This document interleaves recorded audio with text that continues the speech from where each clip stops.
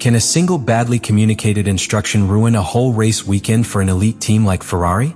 What happened between Lewis Hamilton and Max Verstappen in Monaco was not just a mistake. It was an alarm for the entire team. The Monaco Grand Prix is, by definition, an extreme challenge for any Formula driver one. A narrow layout without margin of error, where precision is as vital as speed. It is a circuit where every centimeter of asphalt counts, and where the classification is usually more decisive than the race itself. In this context, Ferrari had proven to have a rhythm. Lewis Hamilton, even in the process of adaptation to SF-25, had shown significant progress with respect to previous careers, and achieved the fourth best time in Q1 was a clear sign that things began to align. The objective was clear: to ensure a privileged position on the grill that would allow it to capitalize on the career strategy. But all that meticulous work crumbled for a seemingly small detail but of devastating consequences: an erroneous instruction. On the climb to Massenet, one of the most demanding sectors of the Monegasco layout, Hamilton traveled into cooling return after completing a classification attempt. At that time, Max Verstappen was thrown in a quick lap, with all the intention of climbing positions. What happened next was the result of a defective communication between pilot and engineer. Riccardo Adami, in charge of guiding Hamilton, informed him in the first instance that Verstappen approached at high speed, which led the British to slightly depart from the ideal line. Until that time, the management had been correct. However, seconds later, Adami intervened again by radio to communicate that Verstappen had begun to reduce his rhythm, something that did not correspond to reality. Verstappen continued to accelerate, and did it with determination, pointing directly towards the sector where Hamilton had just placed after its acceleration. Convinced by the information he received from the wall, Hamilton moved to the center of the track, without imagining that his maneuver placed him directly on the path of the Dutch pilot.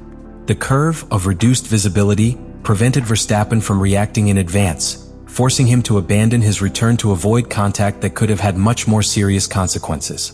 This incident was not simply one more obstruction in a qualifying session. It was the exhibition of a structural failure in the Ferrari operation. The Monaco circuit does not forgive inaccuracies, and the management of every second track must be at the highest possible coordination level. What happened evidenced that, in the moments of greatest tension, the Italian team continues without having the operational reflexes of the champions' teams. The sanction to Hamilton was only the logical consequence of a sequence of human errors, but the real damage was strategic. Ferrari had lost, in a single movement, the opportunity to place his most experienced pilot in a favorable position for the most technical career of the calendar. And it was not a debatable decision. The FIA commissioners acted quickly and precision. They analyzed not only the images and telemetry data of the incident, but also the trajectories used by Verstappen in previous turns. They confirmed that the line occupied by Hamilton coincided exactly with the ideal trace of Red Bull. This ended up sealing the destination of the British in the classification, a penalty of 3 positions that relegated it to the 7th place. In a circuit where each position is worth gold, Hamilton's fall on the grille completely changed Ferrari's strategic approach to Sunday. Any attempt to fight direct by the podium was conditioned to an extremely complex comeback in a route that historically punishes those who are forced to advance. And all for a poorly transmitted message. That was the true tragedy for the Italian team. Because in Monaco, more than anywhere else, the margin of error does not exist. The procedure after the incident between Hamilton and Verstappen was not simply a regulatory procedure. It was a true technical trial room, an example of the thorough process with which the FIA investigates conflicts on the track. As soon as the classification is over, both Hamilton and Ferrari representatives were summoned to declare before the curators of the event, as well as Verstappen and members of the Red Bull team. The audience was urgently scheduled, and indicative of the seriousness with which the incident was taken. In that hall, where engineering, sports justice and diplomacy between squires converge, a new voltage chapter began to be written in the 2025 season. Hamilton's defense focused on a key point. He acted strictly following the instructions of his career engineer. There was no intention of blocking or hindering the return of Verstappen. The telemetry of the car confirmed it. Its rhythm was clearly that of a cooling lap. But the problem was not the rhythm, but its final position on track and the moment when the acceleration resumed, just when Verstappen was in the middle of the attack phase. That coincidence, as short as critical, was enough to be considered a full-fledged obstruction. The commissioners, to issue their verdict, used analysis tools that were not available for a few years ago. They compared back to return the paths of Verstappen in previous sessions, evaluated the behavior of the Hamilton car in that specific area, and crossed the information with radio communications. It was here that the most compromised piece of the puzzle was revealed: Riccardo Adami's second instruction, which indicated that Verstappen had reduced speed, not only was incorrect, but it was shown that it did not correspond to any variation in the Red Bull speed data.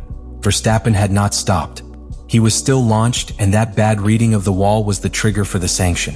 From the regulatory point of view, the FIA left no room for interpretations.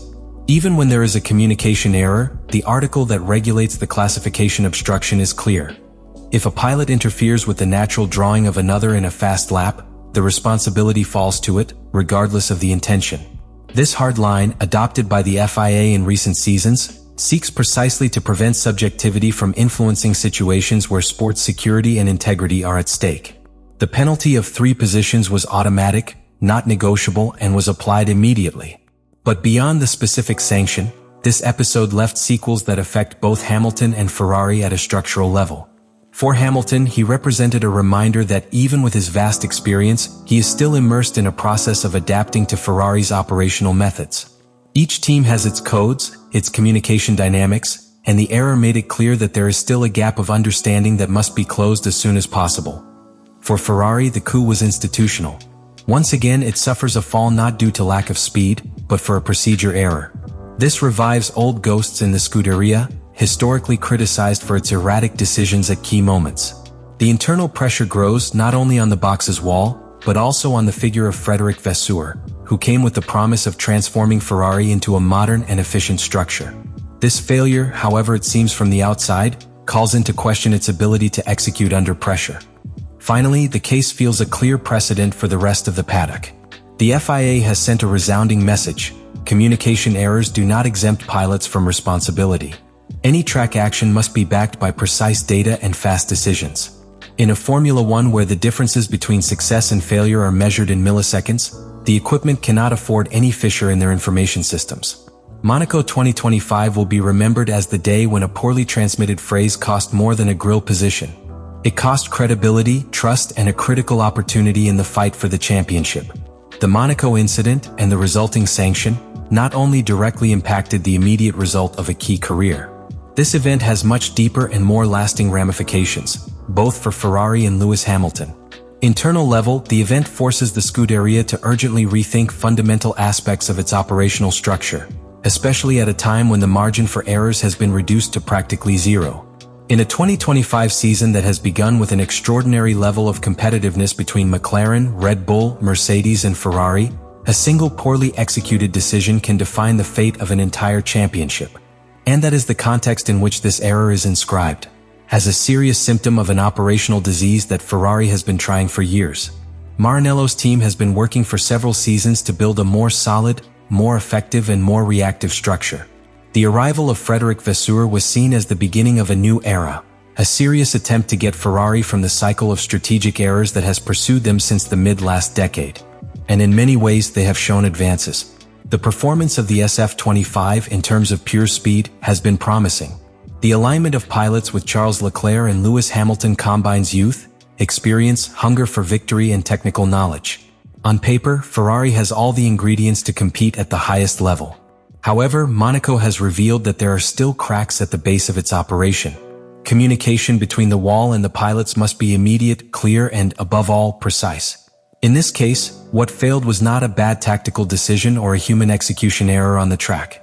The information system failed, the data evaluation protocol in real time.